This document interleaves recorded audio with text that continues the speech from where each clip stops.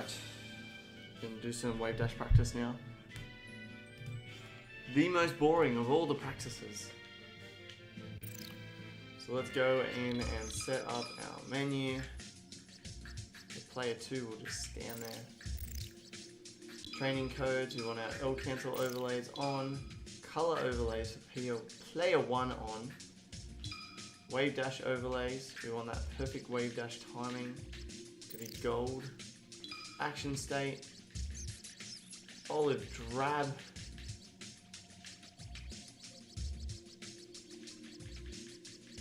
Squat weight.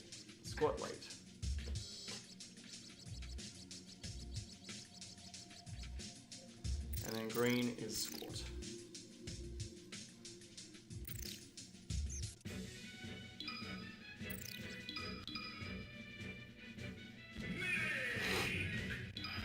Dude, I cannot imagine trying to do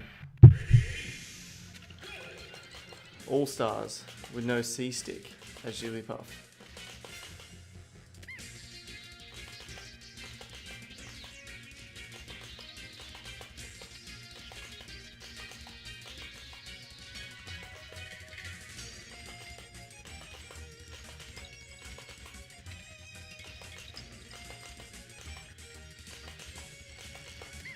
I guess with Jigglypuff, if you have the sweet rest setups, then maybe.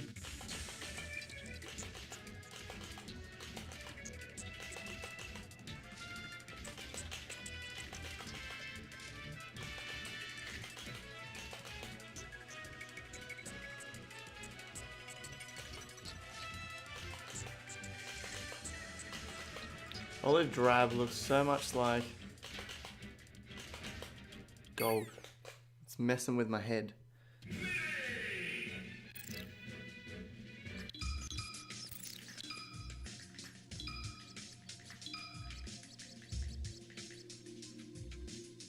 So squat weight, let's change that.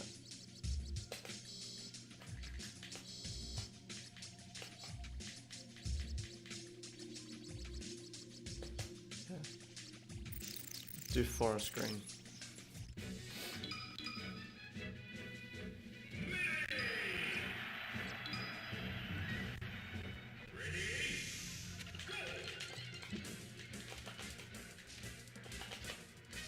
Scared.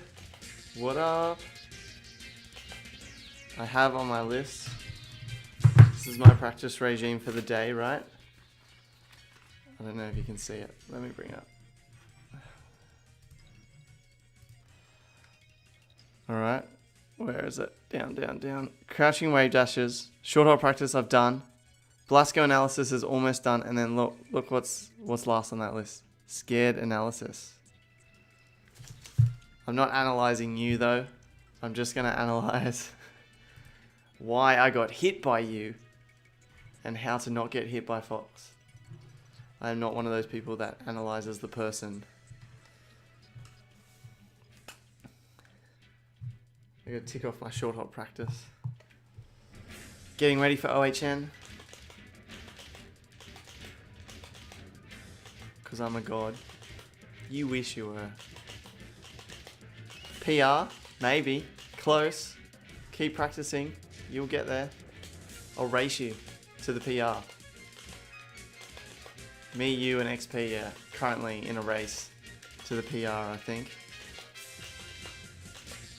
I think one of the three of us will be the next person to break into the PR.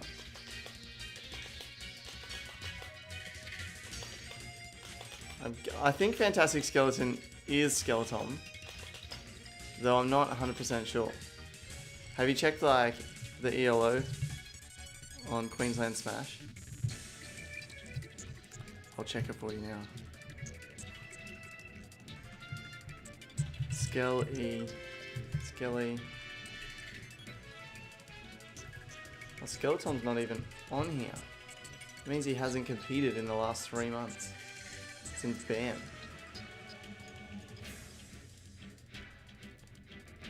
What about Fantastic? No, not on there either. So yeah, I'm not sure. Maybe. Look at this. See this? I got it ready to go. But I actually use this. You should use this sketch if you do analysis. Flowfeedback.com. Super good. Have you seen it before?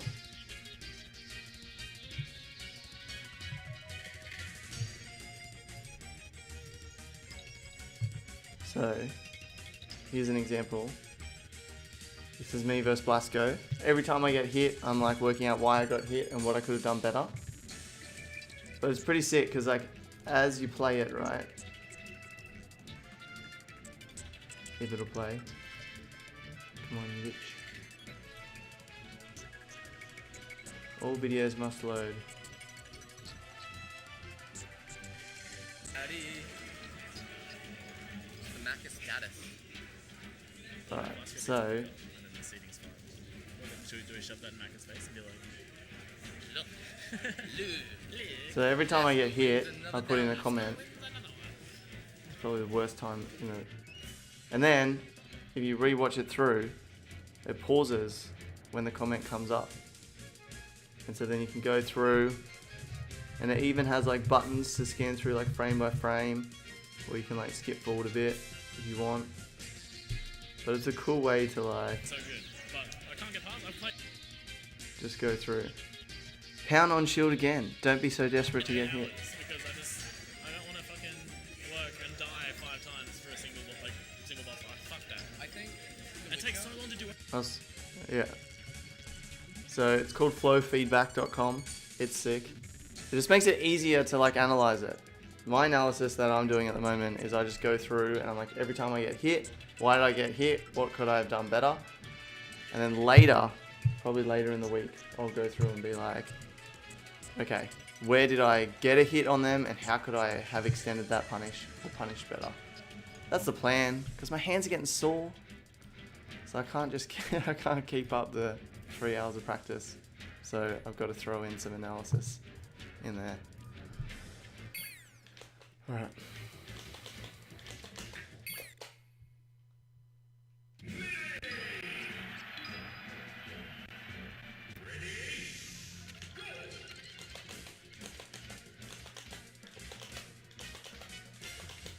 Do you do this, Ged? When you do your wave dashes, do you try and get the perfect ones? Do you set the overlay so you do the perfect timed wave dashes? I've only like just started doing it last week.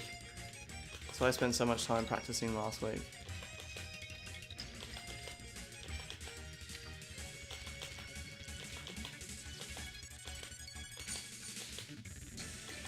I'm glad you want to have anal before OHM. I don't know if it'll be useful to your Melee game or not, but, you know, each to their own. If you think that's going to help you perform better because you've had it, then...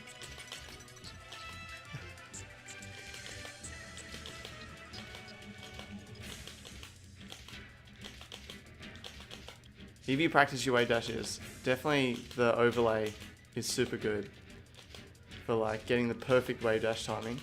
Because when I first turned it on like a week ago, less than a week ago, I was hardly getting any, and my wave dashes were like this, super slow. I can't even do it that slow. Do you know how to turn it on? Of course you do. You'd be more of a nerd than me.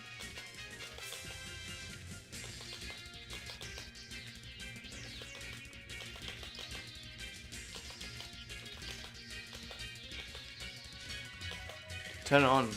Next time you practice, turn it on and just see whether your wave dashes are perfect or not. Maybe you don't need it. Maybe you're just a god. And you don't need the help like I do. Naka with his terrible tech.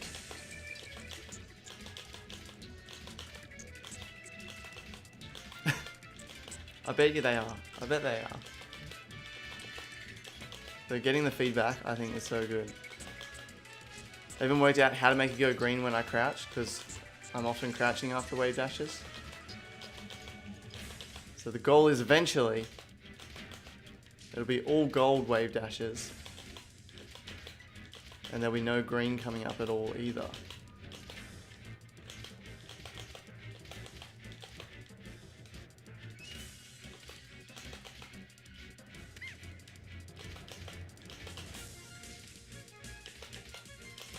Peace.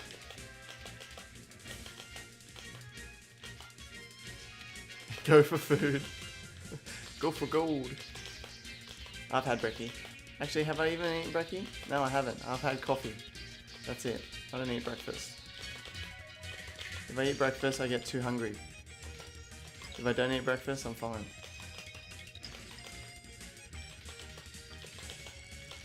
I added the baggage, by the way, to your flights. Well, I added it to Logan's. So you and him owe me $30 each.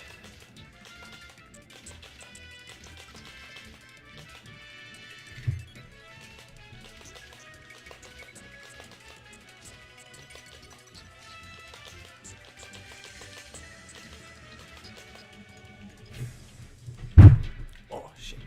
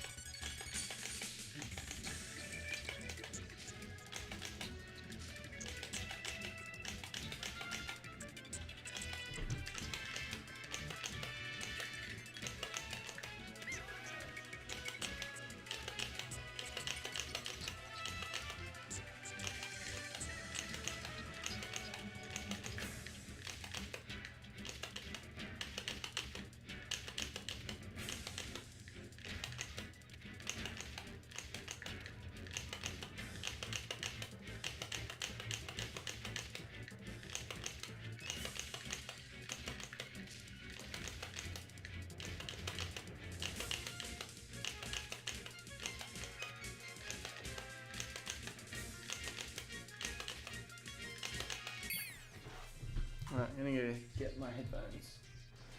Oh, I'll listen to some stuff through YouTube.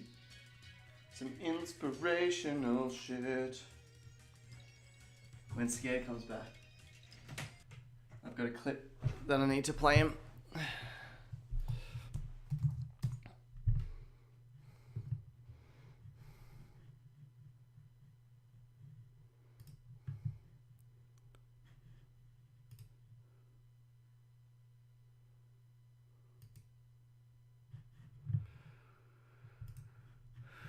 Alright.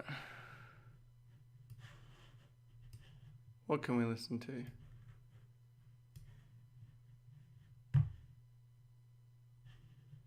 Heart rate, barefoot.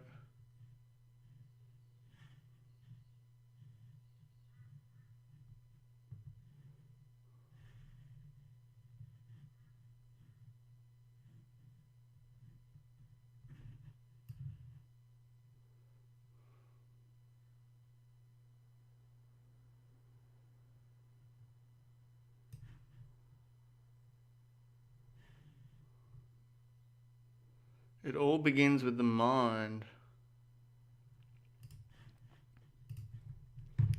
All right.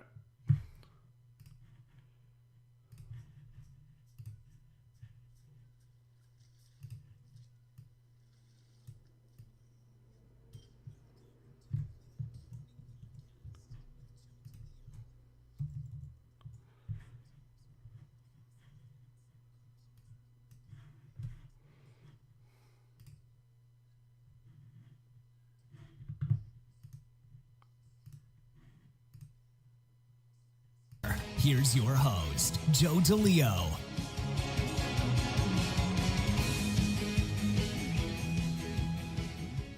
We're back with episode 59 of the Leo Training Podcast. And this week's guest is world-renowned kettlebell expert Steve Cotter. Steve Cotter is the founder and director of the IKFF, the International Kettlebell and Fitness Federation. Steve Cotter draws from an extensive and diverse background as a champion athlete and cutting-edge trainer to develop some of the most complete and exciting programs in strength and conditioning today. Throughout his lifelong study, Steve continues to research and implement the most effective training methods in kettlebells, martial arts, qigong, strength and conditioning, athletics, and human performance fields. He constantly improves his skills and abilities to benefit, teach, and motivate you. In this interview, Steve and I will discuss some of the differences between hardstyle and gear voice sport kettlebell training, as well as what is most important when it comes to training. As Steve would say, it all begins with the mind. So without further ado, let's roll to episode 59 with Steve Cotter. It all begins with the mind. Steve Cotter, welcome to the Leo Training Podcast. Thanks so much for taking the time out of your day to come on to the show. I'm really excited to have you on, and I'm looking forward to our conversation. Thank you very much for inviting me. Yeah, my pleasure. We've got some great topics in store, but I would love for you to take a couple minutes and introduce yourself to the audience and let them know who you are, your background, and we'll take it from there. Thank you. I'm Steve Cotter. I'm based in San Diego. And as far as my intuitive intelligence, your deep emotional intelligence, and even, let's just say, your spiritual intelligence, which then turns that last 1% into another 99%.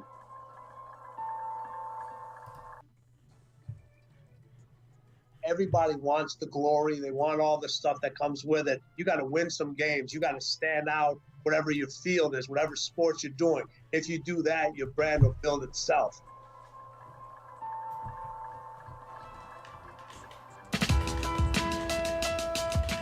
Welcome to The Art of Charm. I'm Jordan Harbinger. I'm here with producer Jason DeFilippo.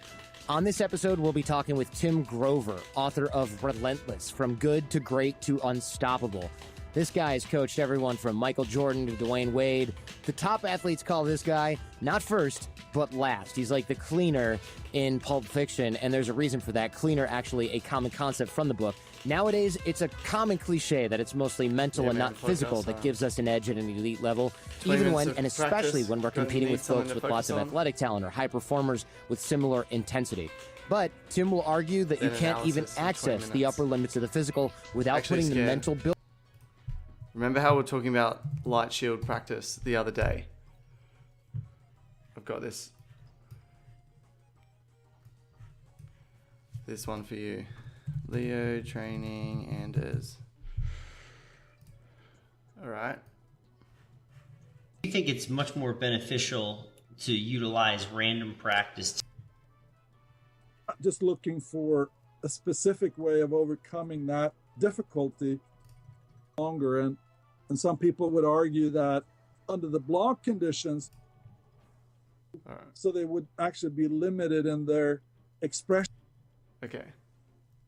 So this is a psychologist talking about the two like different types of practice. You know how you're like, I don't need to practice light shields because it's not going to help me right now. And I'm like, but if you don't do it now, then you're going to build up bad habits in the future. It'll be harder to do in the future. Anyway, I think it's from like 36 minutes. Trying to invest in your ability to Maybe it's 35. execute. What you often find is that they focus in on areas where they don't really have the technical control, so they would actually be limited in their expression. So they would now have to work on these particular areas so they can then start working more on basically the musical expression as opposed to the more technical execution. Now, I'm not sure whether that would qualify.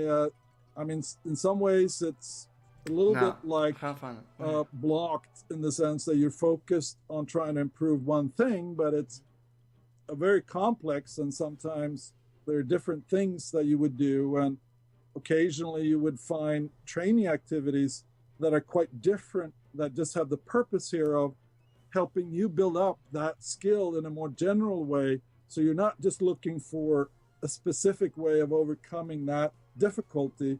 You're trying to invest in your ability to execute that type of technical performance down the road here, years from now. So that kind of investment in basically what you want to be able to do in the future, I think that's a very important thing that I find kind of correlate a lot with people who I see as being particularly successful. And it's that commitment to really in some ways investing in yourself and your future ability, even though the way you do it might actually involve spending 3 or 4 times so much time at this point, but you are actually investing in what you will be able to do, months from now.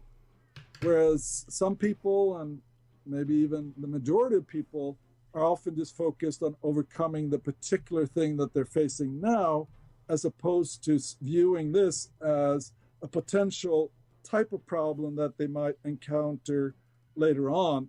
So you basically would face that challenge in a different way.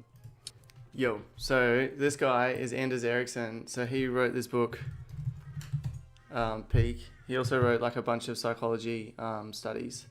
So basically he has looked at what does it take to become an expert at something, and is it just natural talent, or is it practice, and how much practice and what type of practice. And so he's done like actual psychological studies where he's looked at what's the difference between someone who's really good at something versus someone who's pretty good versus someone who's average, and like actually compared them to each other and said, well, what's the difference between those people? So he's basically one of the very few people who actually has evidence and data to back up what he talks about when it comes to like actually getting good at something. So everything else is just like anecdotal. Like In a Game of Tennis, that's a bullshit book. The guy just writes anecdotes. He doesn't even raise like professional athletes or anything like that. And like what he recommends in a Game of Tennis is like wrong. Yeah, but this one's legit. But yeah, he's like talking about there's a strong correlation between people who focus on like what they need to do in the future and doing the practice and investing in the skill that you'll have in the future versus just focusing on like what's going to be the biggest payoff now. So I think that's super important. But basically, I would think in the Melee community, very few people, if anyone, would agree with me. That's why I spend crazy hours doing bullshit like this. Because I'm investing in these wave dashes to be able to do them in a year time, or 2 years time, or something like that. But it is not making me a better player right now, because I still can't even do them in friendlies, let alone tournament settings. And I spent a lot of hours doing these wave dashes. Like, I think I added it up the other day, and it's like 25 consecutive hours over the course of the last few months, like just doing this, just slowly getting better, slowly. But yeah, that's why I think like it is worth learning to soft L cancel or use the Z button, because even though it's not useful now, it will be useful in the future.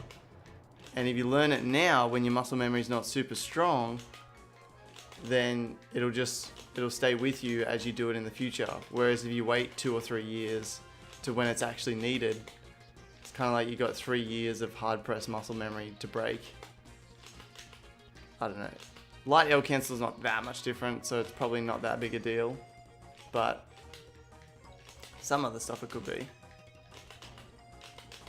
Plus, you then, as you become a better player, then you have the ego where you're like, well, I always win, or I always beat these people, and then if you try and change up your playstyle or change up the way you do shit, then you'll get worse. And some people with their big egos don't want to get worse, so they won't invest in like changing to do what'll be better in a year's time or 2 years' time, if it means they're going to get worse in the short term.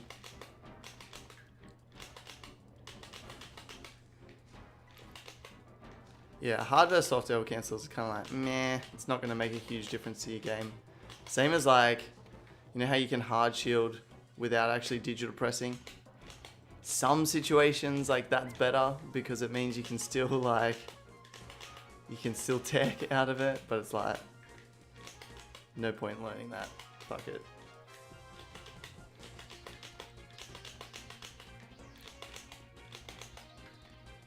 But yeah, like for me, there's way bigger payoffs than practicing wave dashing right now. Like really, it would be rest setups would be one of the best things for me to practice. There's so many like universal rest setups that work against almost any character that I could be practicing instead of like this basic tech skill. But I don't know, I feel like this is going to be more useful long term. And I need to put more time into it. Whereas rest setups, I feel like I can practice them in the future. When I get all my basic tech down, then I'll move on to like punish and that sort of practice. Yeah, what do you think? What do you think about how do you approach like what you choose to practice on? Because I'm one end of the spectrum.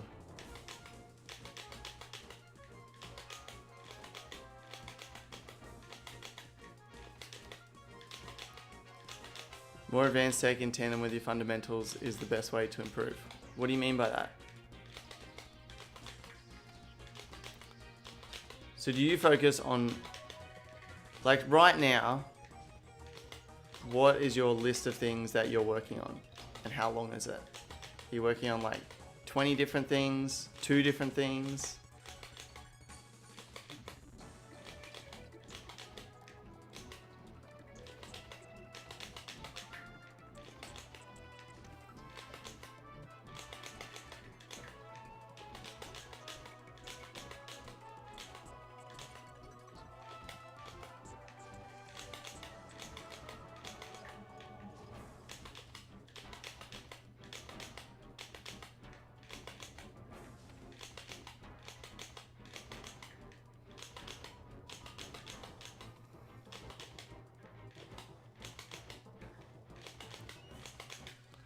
So making sure your basic tech's good and usable.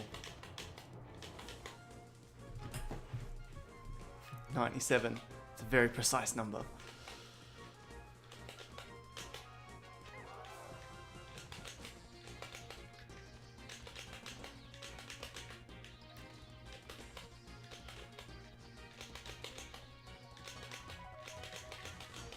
But then, like, take your wave dash, right? 97% of the time, it's good. But is it perfect? Are you getting the fastest timing you could possibly get? And do you think it's worth working on getting that perfect timing? Those few frames? Or not?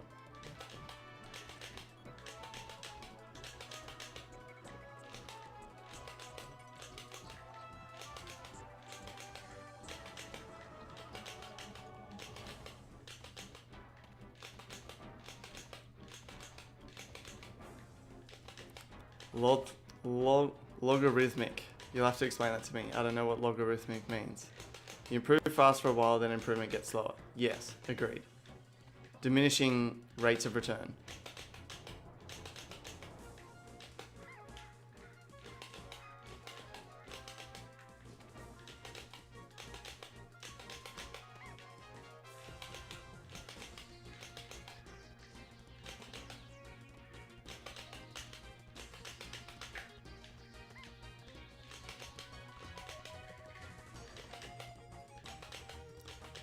The way I guess I look at it, right, whereas you could spend that hour more productively learning rest setups to get that percent from 20 to 40.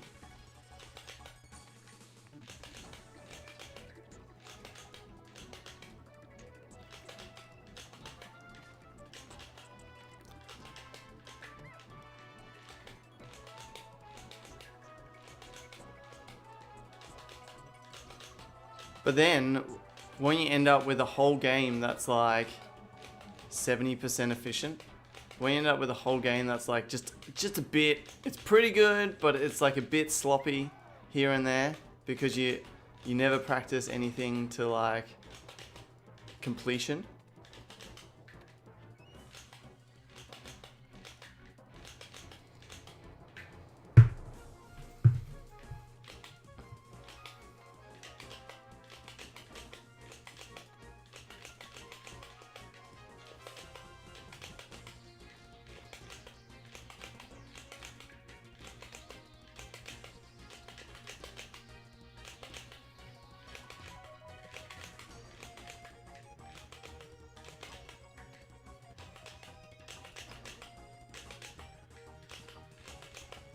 You still practice wave dashing. But what is your wave dash practice? Like, so say, do you practice wave dashes solo anymore?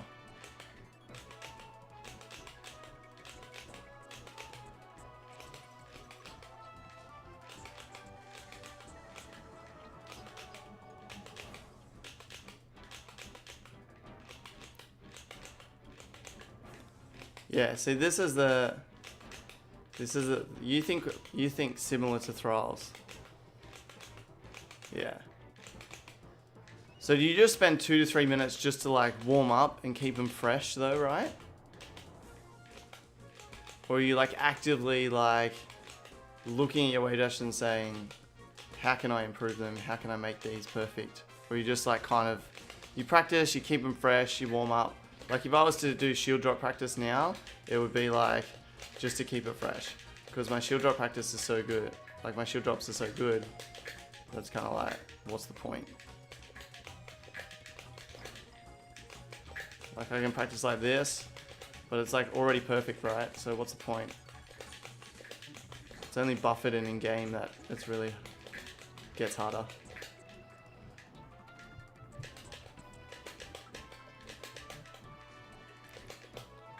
Yeah, you're looking to improve, but when you're practicing like your 3 minutes or 2 minutes of wave dashing, right? What feedback are you getting on whether your wave dashes are like perfect and how you're trying to improve them? Because that's the difference between like what this guy in this book talks about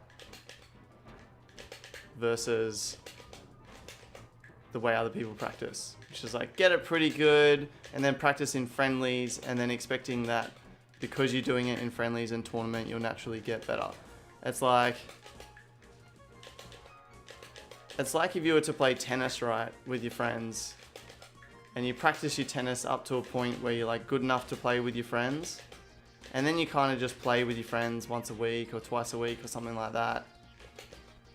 And let's say you have like a dodgy backhand in tennis when it goes low, like a dodgy low backhand in tennis.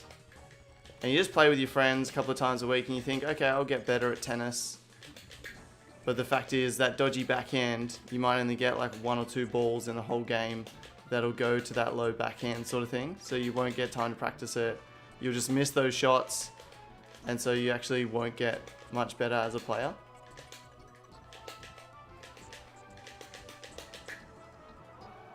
The theory that comes from this book is that in order to get better, you have to do like purposeful practice. It calls it purposeful practice, which is actively trying to do something that you can't yet do, while also receiving feedback as to whether or not you're doing it correctly. And that sort of practice has a high correlation with a high level of ability.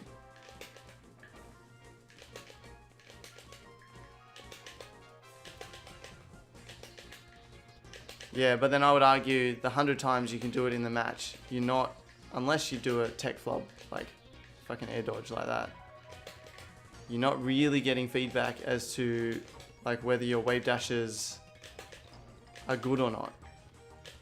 And if you're getting the length, or if you can improve the length, or if you can improve the timing or anything like that, like you're not getting any feedback as to the quality of those wave dashes. Thus, your wave dashes will stagnate at a certain level and they won't get better no matter how many times you do them in a match, because you're not pushing yourself to do better and you're not getting feedback as to whether or not you're doing better, because your mind's focused on the game itself.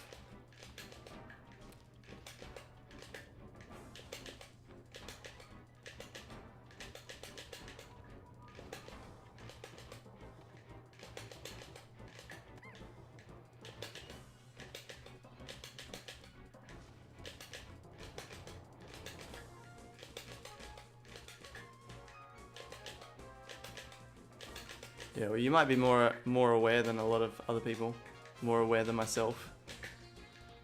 It takes me so long to notice what I'm doing wrong until I...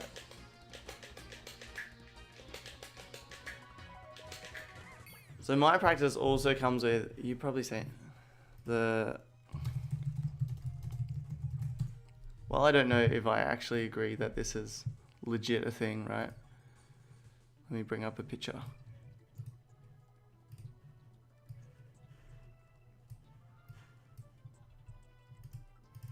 Oh, zoom in. That's so small.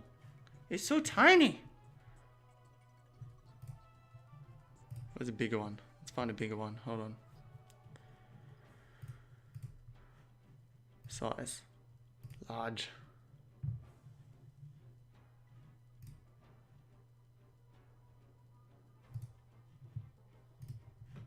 Okay, there we go.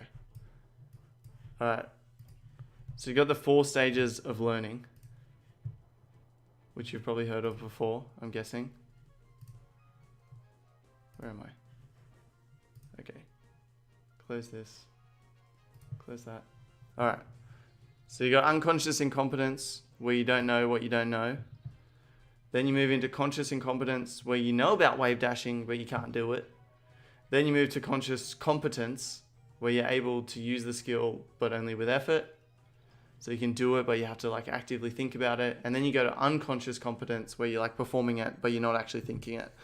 And then I think there's a 5th level for like experts that isn't mentioned here, which is the fact that they can consciously control their unconscious competence. But that's a whole nother story. But basically what I am trying to do is have a small list of things that I move through this cycle as quickly as possible and get it into unconscious competence at like the best level. So the shield drops like that I practice have to be like instant, right? So they got to be like as fast as you can do them. And so my goal with wave dashing as well will be like to have those perfect wave dashes where they're coming out as fast as possible and as quickly as possible, and there's no lag in between them. So to basically move to unconscious competence, but at that almost perfect level as quickly as possible on a few things. Because when it's unconsciously competent and you don't have to think about it anymore, like you don't have to think about whether or not you can shield drop or what's it like in a game, or whether or not you can do your wave dashes as quickly or when you can act or how you could improve it, but it's just like done, ticked, and you don't have to think about it anymore, then your mind can like move on and focus on other things. What's he saying? I missed your last few messages. You're very competitive. You notice when you do something poorly. That's how you go about improving. Yeah, I read that. How do I scroll, but not too much? So you haven't practiced wave dashes in at least 6 months. So I would then argue that your wave dashes have not gotten much better in the last 6 months. But then that's probably not true. I think your wave dashes have gotten a lot better. Oh yeah, that's what you're saying. Check out a VOD from like 6 months ago. But then I would say that your wave dashes have gotten more consistent, because we all know there's that like curve from practicing by yourself versus against the CPU versus friendlies versus tournament. So you would have taken it from being able to do it yourself to being able to consistently do it in tournament.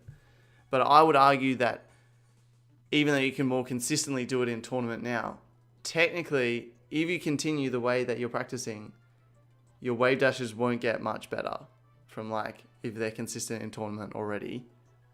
Like you're not going to get technically faster if you don't know that your wave dashes are like 2 frames too slow or 4 frames too slow. Do you know what I'm saying?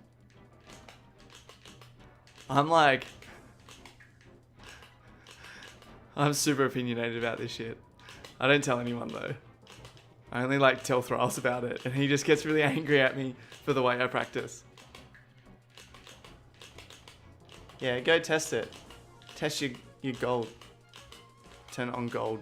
Gold's the best, man, because then it's like, yeah, go for gold.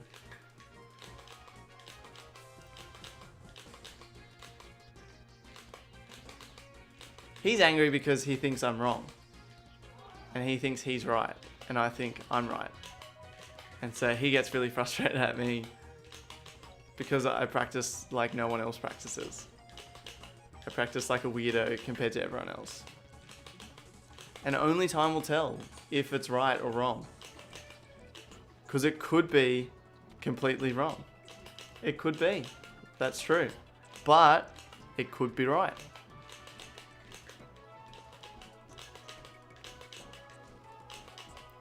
But then what do you have to back up to say that it's wrong? Like, what can you show me that proves that it's wrong? Like, you don't know that it's wrong. You think it's wrong. But you don't know.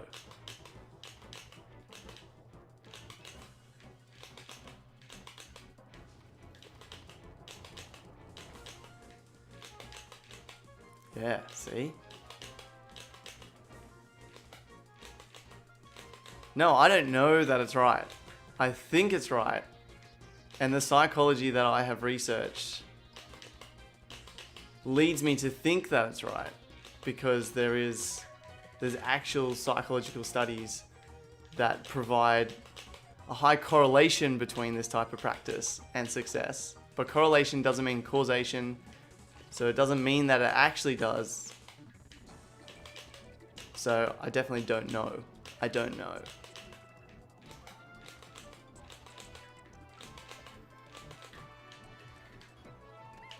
But then it's kind of like, well, the hard thing is, right, if you want to be the best, you don't just want to be like at Thrall's level, top 10 PR in Queensland, or Oro, top 7, or Russell, top 8, or whatever. You know, if you want to be number one, sometimes you got to do something different to what number 10 and number 8 and number 7 are doing.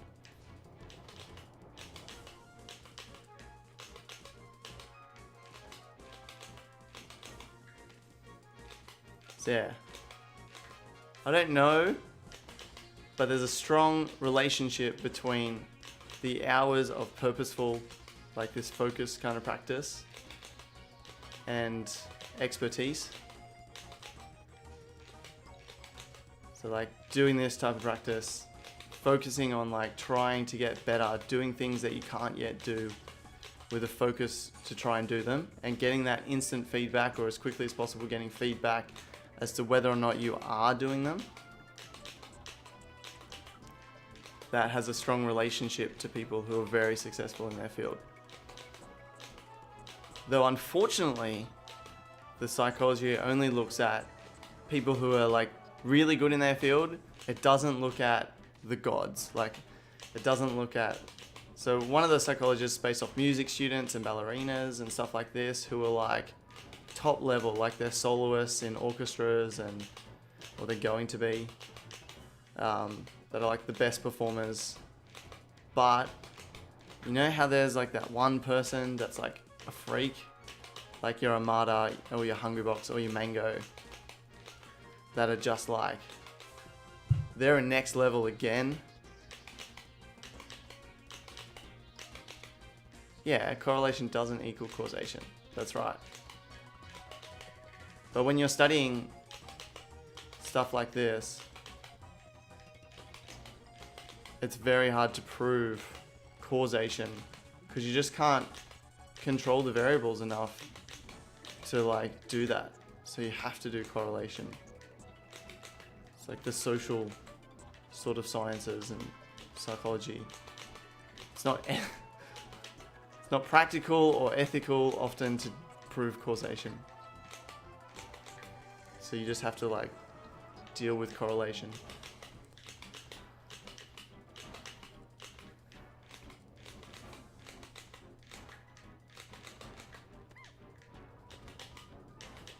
Like the Stanford prison experiment. Had to shut it down because it was unethical. That's not about becoming great at something, but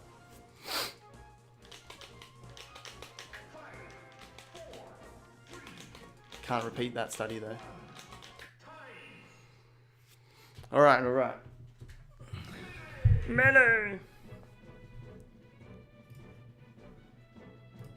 Alright. I am now going to do some analysis.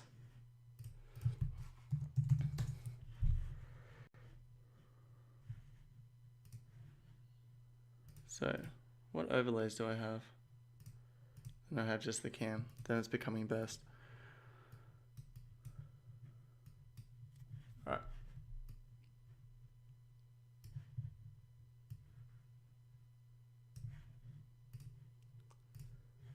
So I'm now going to go into analysis time,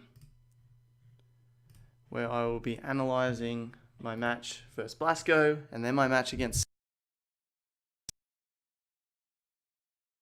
first, because he's in the chat. He can give me the insights.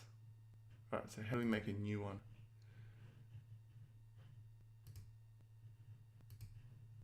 Create flow.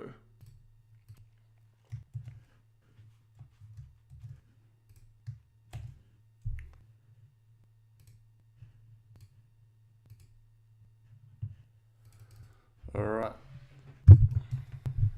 Oh shit. 30 minutes. Crouching wave dash practice.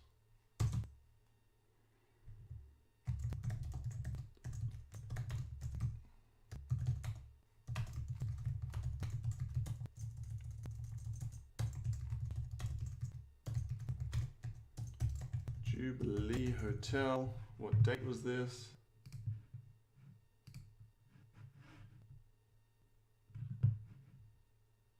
Published on the